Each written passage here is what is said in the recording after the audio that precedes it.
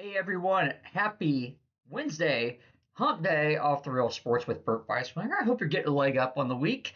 Like I said, it's Wednesday, we're halfway through, and so away we go.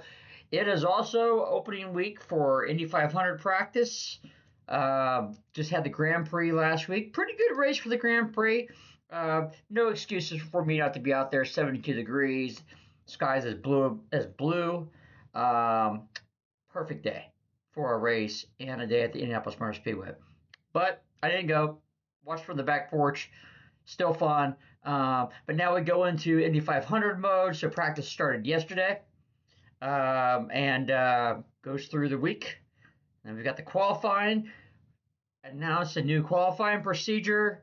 Try to add a little more zest to the whole qualifying weekend, particularly on Saturday, but I don't know. We'll see. I don't know if it's going to make much of a difference.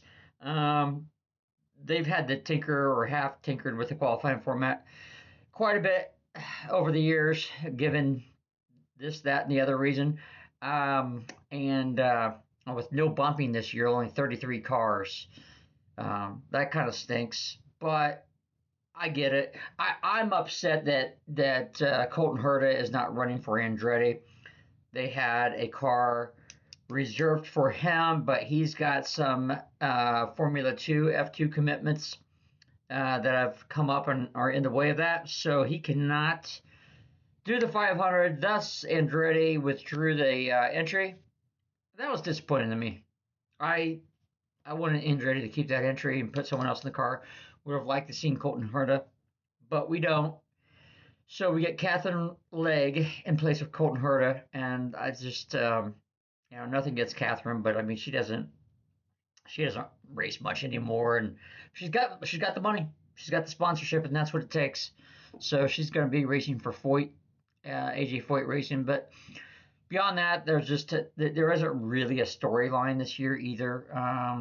It was just announced Catherine Legg's going to run the Coca-Cola 602, so she's doing the double, but not exactly the pizzazz that Kyle Larson had, or over the years Fernando Alonso.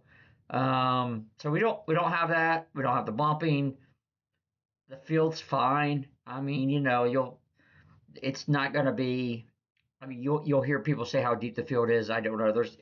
Yes, this race has proven you can win from a lot of different areas. You can blow it with a bad pit stop. You can win it with the right pit stop strategy, all that kind of stuff. So technically, everyone has a chance to win. Um, but is it the deepest field in recent memory? No, because you don't have additions like Kyle Larson. You lost to Colton Herta, so But it's the Indy 500. Great weather all week. Practices on FS1, FS2, qualifying. Fox will pick up some stuff here and there, right? And then the races on Fox. So looking forward to it. We always do. IMS, get out there if you can. Like I said, I already blew the Grand Prix weekend, but try to get out there if I can.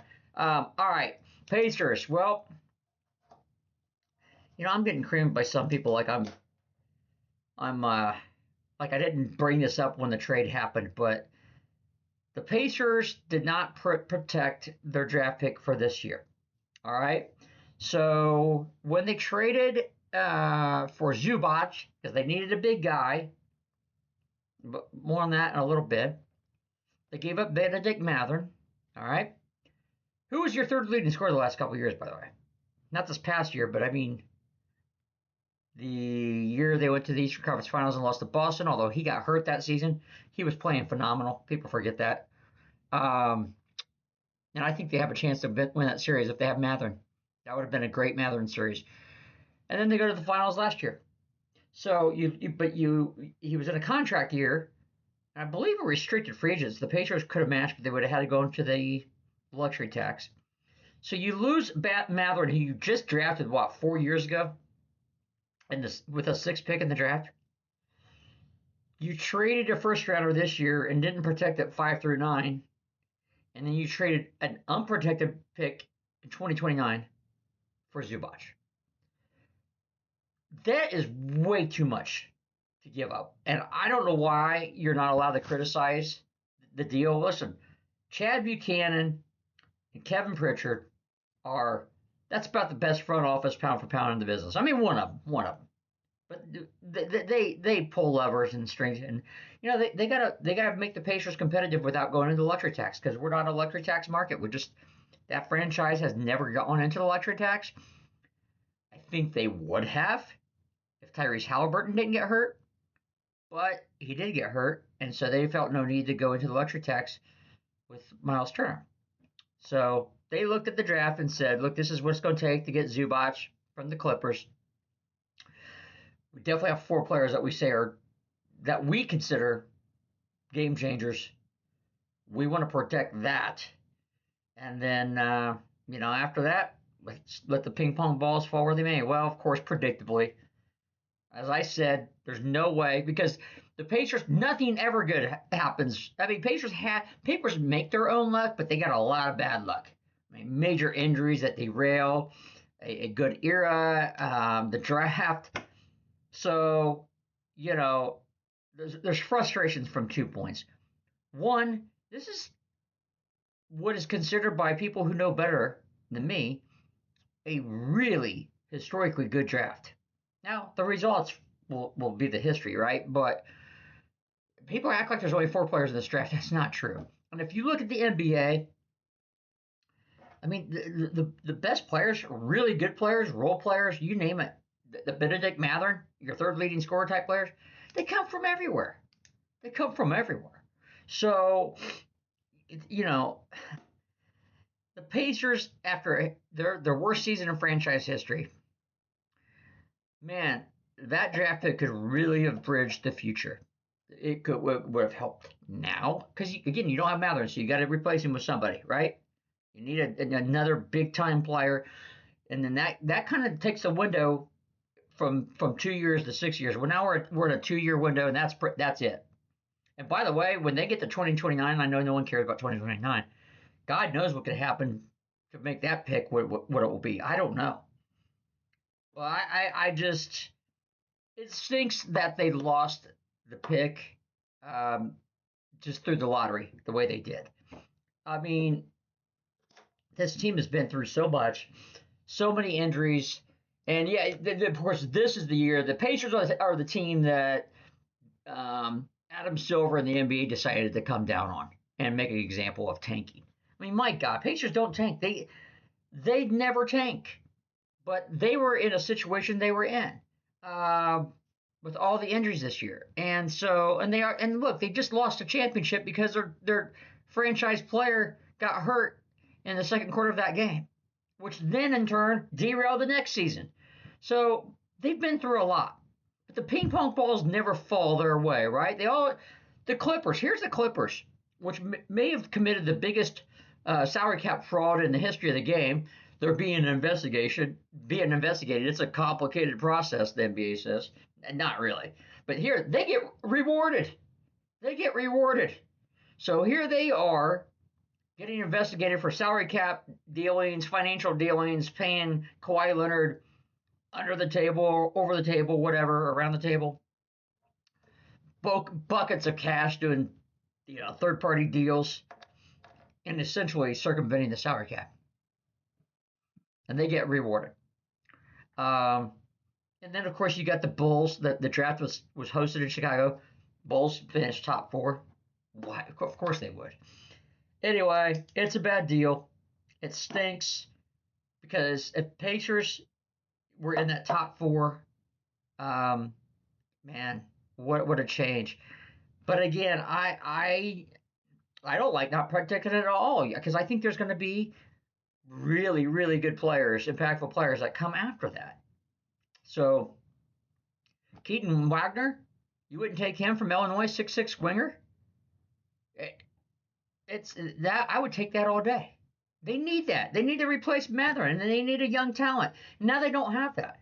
So basically, like I said, for Zubac, you've given up a 6th pick in the draft in Mathurin. And yes, you could have matched him if you go to the salary cap. See, that's another thing. These problems exist because the Pacers won't go into the luxury tax at all. That's what you have to do to re-sign really good players and good players. But these guys leave, and then it's like, he wasn't that good anyway. Fans are crazy, man. It takes Pacers are definitely some of the parts, and they've lost a lot of the parts. So you don't have Miles Turner. They probably would have gone into luxury tax to keep Miles Turner. Now, I'm not saying they should have kept him, given the situation, given the fact that Milwaukee came up with a deal that no one saw whatsoever. Way overpaid for Miles Turner. Um, and you just lost your superstar. So there's really going into the luxury tax for Miles Turner in a year where your superstar is not going to play at all. Halliburton's not going to play at all. Didn't make any sense. So I'm not saying that. But let's step back for a second. The Pacers have now lost their starting center, right? And Miles Turner.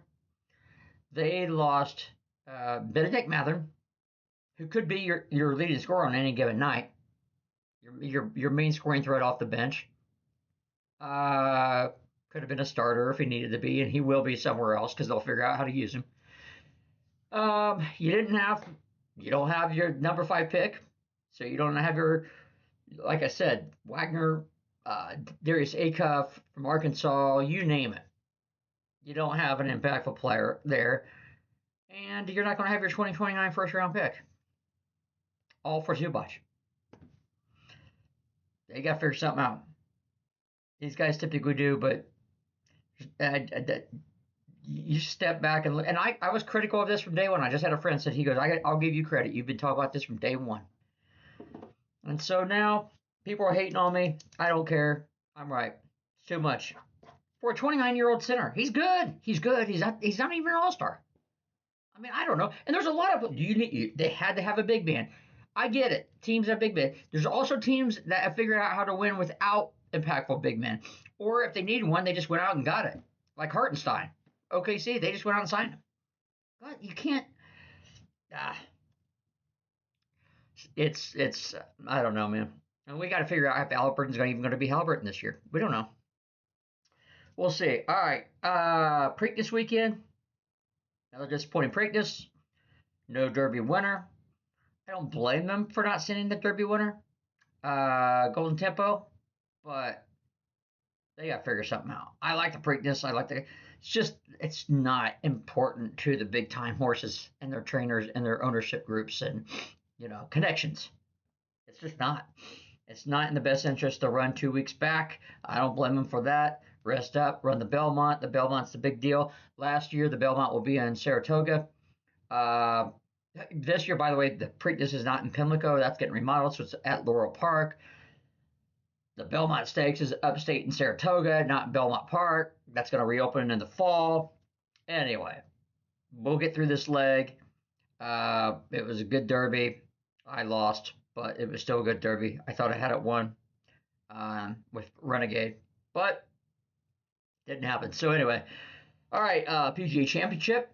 So second major of the year over in Philadelphia. Course looks pretty cool. Usual suspects: Scotty Scheffler, Rory McIlroy, Cameron Young. Those are names that come to mind that you want to look out for. It's a major, 150 golfers. I love it. See, I don't like the PGA Championship more than the Masters. I probably like the PGA Championship as the fourth if I had to rank my majors. U.S. Open above it, Masters above it, the Open Championship in England or Ireland, Europe above it. But it's still a championship. And what I do like about it is 150 golfers. Unlike the Masters, that is, your top 50 in the world rankings from last year, currently this year, and then whatever qualified golfers you have beyond that. But it's not the best. You don't have the best 100 golfers. You don't have the top 80 golfers most of the time. But you do at these other majors. So cool. Looking forward to that. That starts tomorrow. All right. Hey, get a leg up. Everyone, have a good week. Talk soon.